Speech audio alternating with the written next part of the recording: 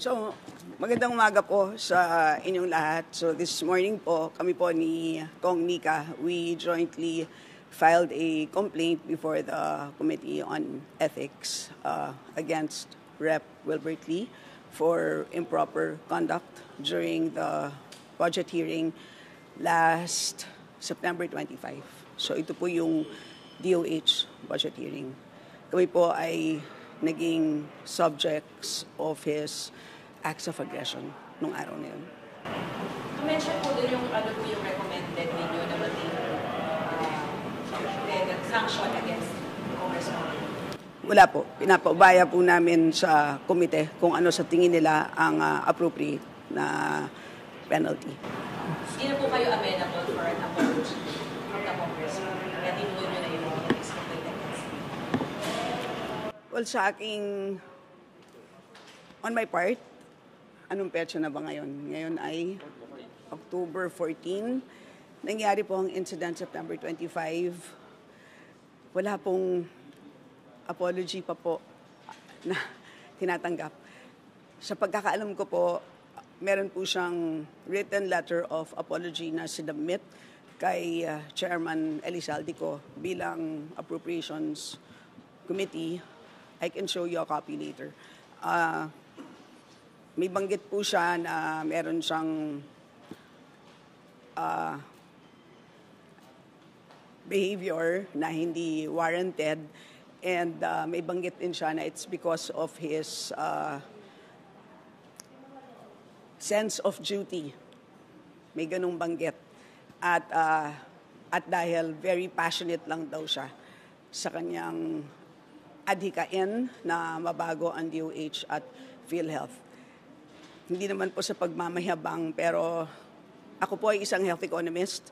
Since 1991, I've been also advocating for health sector reforms.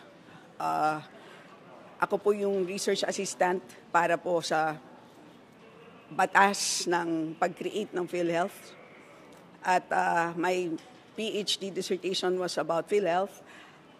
Marami po akong international publications at makikita niyo po lahat yan sa Google Scholar on PhilHealth. Ako po ay naging full professor sa UP dahil sa aking publications on PhilHealth. Ako po ay naging professorial chair ng Dutch Royal Family dahil sa aking work sa PhilHealth. So sa totoo lang po, hindi po kami nagkakalayo ni Rep. Lee sa aming advocacy. Magkakampi po kami sa aming sense of duty, pero kailanman po, it was never an excuse for me to be violent. So, yun lang po. And I've never received any form of genuine apology. I waited, and I believe I've waited long enough. But maybe Kong Nika can respond. Well, sa akin po, nagkaabot kami sa filing of candidacy. Ayan po. So he was able to say sorry, but that was I think a week after what happened. And sabi ko naman sa kanya, my filing in the Committee on Ethics is a reaction to what his behavior was. I don't think that's a good action for anybody, a parliamentarian in that case. And that I don't want it to be a precedent sa mga susunod po na kung sino po ang uupo as budget sponsor ay pwede pong ganunin ng kung sino man pong miyembro ng House of Representatives. Kaya po ito, itinuloy ko rin po ang pag-file sa Committee on Ethics. Ma'am, can you detail lang po the aggression that we didn't see it on the video? So yun kaya kami, we're trying to picture in our head parang what happened. Yung the acts of violence or aggression that you were... You wanna... okay, can you describe that?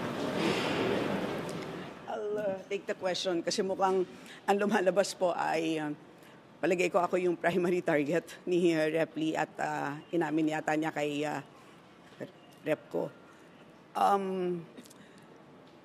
Habang si Rep. Nika ay nagsasalita at nagde-defend ng budget. Ako po naman ay nasa tabi niya at nag-a-assist sa kanya. But I was on a call, and as soon as I ended my call, I turned around and I already saw him on my right. And nakita ko po siya, nagkatitigan po kami, and I knew that based on his hand movements that he was intending to come towards me, and nakikita ko na po sa mukha niya na merong form of aggression. At alam ko naman kung ano yung gusto niya dahil even before that, nagpipilit siyang magsalita. Alam naman po natin, based on the rules, na pwede kang mag-interpolate at nakapag-interpolate na po siya in the previous session. In fact, 2 days before, nakapag-interpolate na siya. I'm sure napanood niyo po yun. So alam ko kung ano yung dahilan kung bakit niya ako ina-approach. So nagkatitigan po kami. And at that point, he was moving towards me, and nung malapit na po siya, he uttered the words, "Kung hindi niyo ako pasasalitain, manggugulo ako." And he started pointing at me. And as he was moving forward, sa sobrang takot ko po, I ducked behind the podium. And dahil kakatinginan nga po kami, hindi ko na nga po na-shave si Nika dahil akala ko iniisip ko ako yung target niya. So yun po ang nangyari. Makikita naman po sa CCTV footage lahat po itong kaganapan na ito. Yun ang sa tingin ko, kaya po ako napatalon at nag-duck behind the podium. And nung ako nandun sa likod, syempre, ang naiwan naman po ay si Nika na naka-expose naman po kay Rep. Lee. So siya naman po ang nakaramdam naman po nung behavior ni Rep. Lee. Kaya kung makikita nyo rin po dun sa facial expression ni Kong Nika at ng kanyang hand movements, makikita nyo na po na merong abnormal na nangyayari at that point. Although kasi nakataas yung mikropono, so hindi ninyo nalalaman na meron ng abnormal situation na nangyayari doon po sa amin.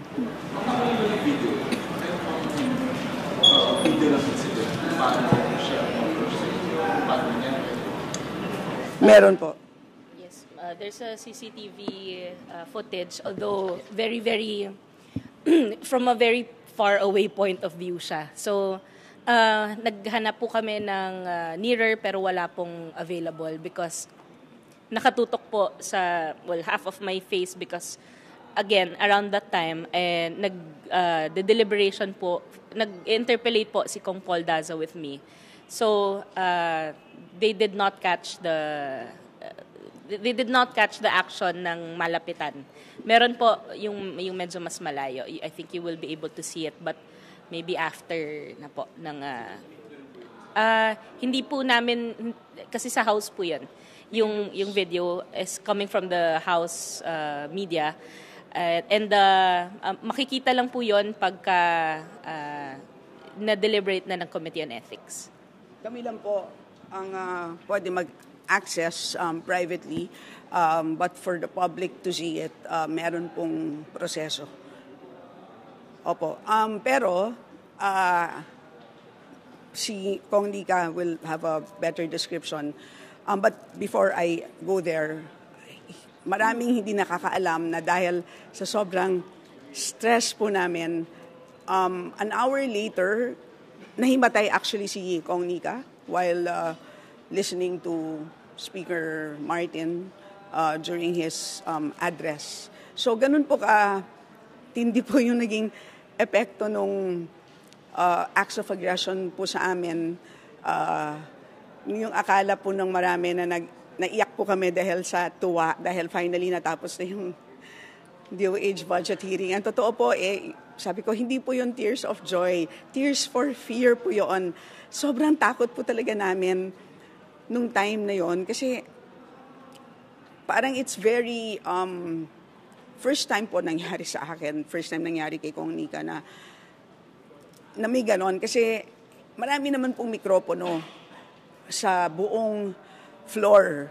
Kaya kung merong rules, libre po ang miyembro na magsalita sa kahit na ano pong mikropono. Pwede kang mag-raise ng point of order at any point in time.